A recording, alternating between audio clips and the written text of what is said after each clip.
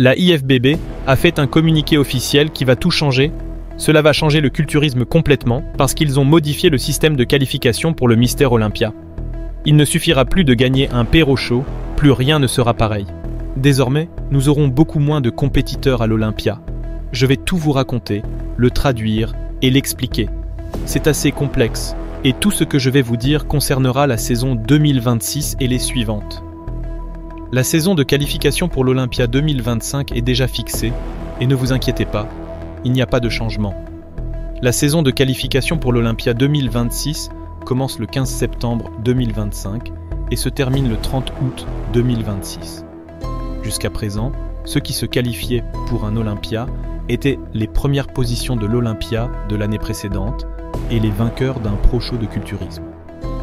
Eh bien, cela a changé et il existe désormais un système différent selon la catégorie de culturisme.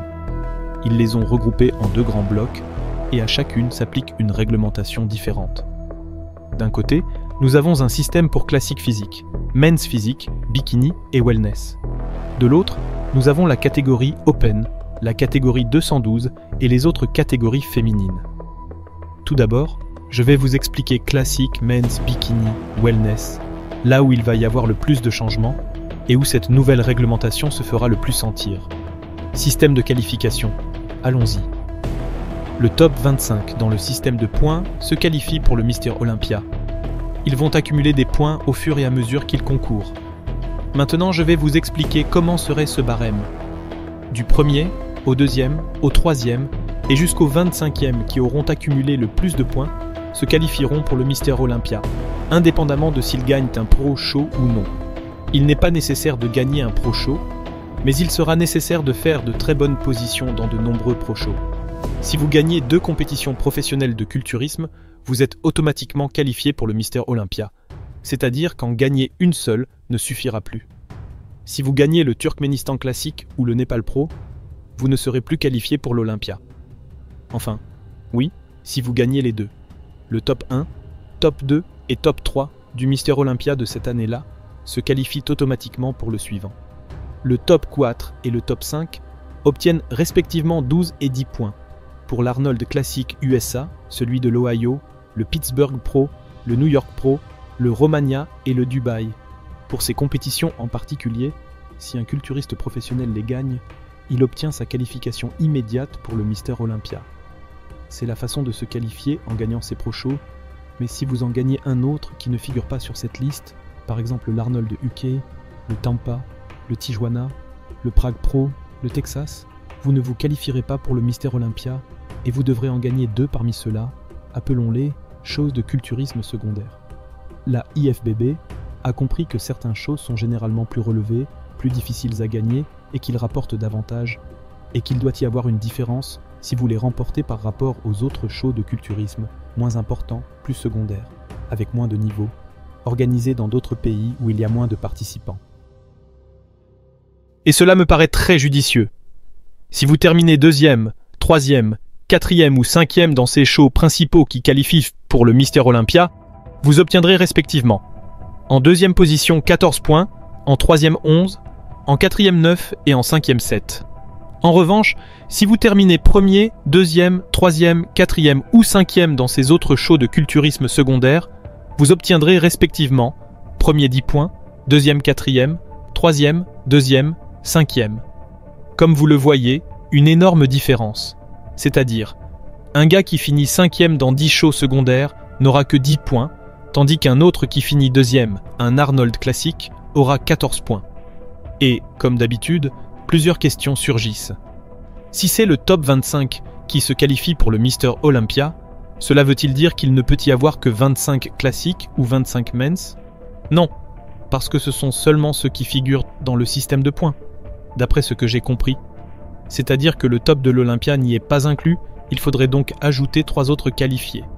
Et n'y est pas non plus inclus le vainqueur de l'Olympia de toutes les années précédentes, qui est qualifié à vie.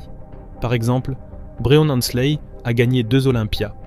Imaginez que cette année, il termine 5e. Cela n'a pas d'importance, car il a gagné 2 Olympias, il a une qualification à vie. Ou si Chris Bumstead ou Danny Hester veulent revenir, ils ont gagné l'Olympia, ils sont qualifiés à vie. Mais ici, il y a quelque chose d'un peu ambigu et pas très bien expliqué. Imaginez qu'un homme ait accumulé 20 points, par exemple, et qu'il concourt dans l'une des principales compétitions et se qualifie pour l'Olympia. Reste-t-il dans ce top de points ou est-il retiré parce qu'il est déjà qualifié pour laisser la place à d'autres? Pensons que c'est la deuxième option. Dans ce cas, nous aurions le top 25 de points. Le top 3 de l'Olympia, cela fait déjà 28. Ajoutons Bréon, cela fait 29. Et de ces 5 compétitions principales, il peut y avoir 5 vainqueurs. Ou 4, ou 3, ou 2, ou 1. En conclusion, nous aurions entre 28 et 35 Classic Men's qualifiés pour le Mister Olympia chaque année, au lieu de 60 à 65 gars. Et cela va entraîner beaucoup de choses que je vais expliquer dans peu de temps. Mais avant, voyons le système de qualification pour le culturisme Open, 212 et les autres catégories féminines. Celui qui a déjà gagné un Olympia est qualifié à vie. Nous l'avons déjà dit. Adi, Samson, Derek, même Brandon, qui maintenant est dans des positions plus basses, mais il est qualifié à vie. Ils n'ont pas besoin de se qualifier à nouveau, bien qu'il y ait un petit détail que je ne vous avais pas encore dit. Imaginez que Coleman dise maintenant « Eh bien, j'ai envie de concourir en Open cette année » et qu'on ait un Coleman détruit qui vienne faire le spectacle. Que se passe-t-il? Comment ont-ils résolu cela? S'il s'est écoulé 5 ans depuis que ce culturiste a gagné le Mister Olympia, il ne peut pas se présenter directement. Il doit faire un communiqué à la IFBB, passer par un processus d'éligibilité, et la IFBB peut déterminer si ce culturiste peut ou non concourir, s'il est apte ou s'il doit se requalifier. Ils ont pensé à tout, ils l'ont plutôt bien fait, hein? Maintenant oui, continuons avec le système de qualification pour l'Open, le 212 et les autres. Se qualifie le top 3 de l'Olympia 2025. Dans la catégorie féminine, se qualifie le top 3 du Rising Phoenix. Enfin voilà. Se qualifie aussi le vainqueur de chaque compétition Open pendant la période de qualification, c'est-à-dire entre le 15 septembre et le 30 août. Ensuite, il y a un autre système pour wheelchair que si cela vous intéresse, vous pouvez le lire. Je vous le laisse là. Comme vous pouvez le voir, il n'y a pas de changement significatif dans la façon de se qualifier pour le 212 Open et les autres féminines, donc on peut dire que ce sera pratiquement pareil. Et en effet, dans ces catégories, il n'y a pas de problème, il n'y a pas autant de professionnels, pas autant d'opportunités de se qualifier, et nous n'avons pas un Olympia surchargé avec des centaines de gars. En Open, il y a généralement une vingtaine de compétiteurs, dont 3 ou 4 se retirent, et en 2012, je pense vraiment que cette année, il y aura plus de concurrents, et que dans quelques années, il faudra le basculer vers le premier groupe de catégories dont je vous ai parlé, car cela commencera sûrement à devenir plus populaire, à croître, à avoir plus de shows, et nous aurons le même problème. Alors, pourquoi change-t-il cela? Quels sont les avantages, les inconvénients? Est-ce une bonne mesure? Qu'est-ce que cela va impliquer à partir de maintenant? Je vais répondre à tout cela et je vais le faire en bloc, car tout est lié. Pourquoi le change-t-il? Parce qu'il y a trop de compétiteurs au Mister Olympia. Il y a quelques années, il y avait environ 20 à 30 classiques, très peu. C'était quelque chose de facile à juger.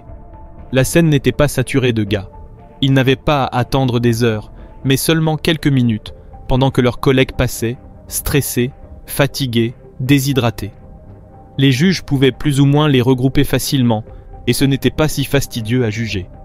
Pour le public, c'était beaucoup plus agréable de voir poser 20 gars que d'en voir 70.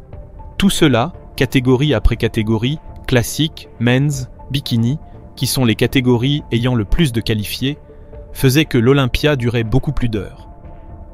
Les directs, les culturistes ne savaient même plus à quelle heure ils allaient repasser. On leur disait 17 heures, et ils sortaient à 20 heures, et cela leur dérégulait totalement la charge, la diurèse ou les liquides. C'était un désastre aussi bien pour le compétiteur que pour le juge et pour le spectateur. De plus, cela faisait baisser le niveau général, car ce n'est pas la même chose de voir les 20 meilleurs du monde que d'en voir 70. Quand on arrive vers les dernières places, on se dit « mais ce sont des professionnels ou des amateurs qualifiés au Zimbabwe Pro », et d'une certaine manière, cela faisait baisser le niveau global du culturisme, car pour un men's ou un classique, entre guillemets, c'était facile de se qualifier pour l'Olympia, et facile de gagner un pro show comparé aux années précédentes ou à la catégorie Open. Et cela ne pouvait pas continuer ainsi. Je me suis plaint de cela sur la chaîne, et j'ai parlé de ce sujet à plusieurs reprises, qu'il y a trop de compétiteurs à l'Olympia, trop de professionnels, et beaucoup d'autres choses qui ne vont pas dans la IFBB. Mais sur certains points, ils réagissent, comme avec cette décision, et cela me réjouit beaucoup, car on voit qu'ils ont une équipe. Vous connaissez déjà Tyler Manion, et aussi d'autres, qui font vraiment de bonnes choses pour le culturisme. Parfois ils font des erreurs, comme créer une nouvelle catégorie ici, fille modèle ou d'autres, mais ils font aussi de bons choix, et celui-ci en est un grand, parce que maintenant nous allons avoir moins de compétiteurs à l'Olympia, mais de meilleure qualité, de meilleur niveau, car ce sera plus difficile de se qualifier. On ne verra plus n'importe qui, il faudra gagner 2 Pro Shows, ou être dans les premiers d'un classement de points, ou avoir fait un top Olympia, ou gagner une des principales compétitions de classique ou de men's.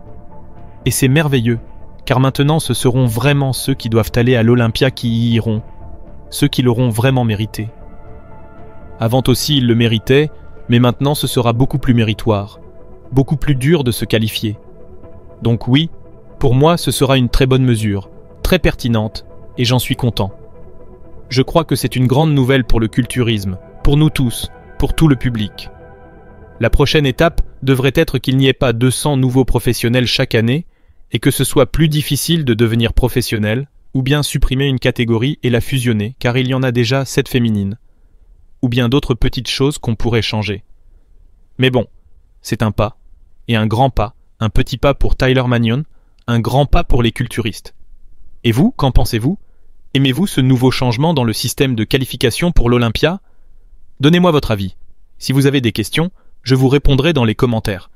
Merci beaucoup à tous pour le soutien.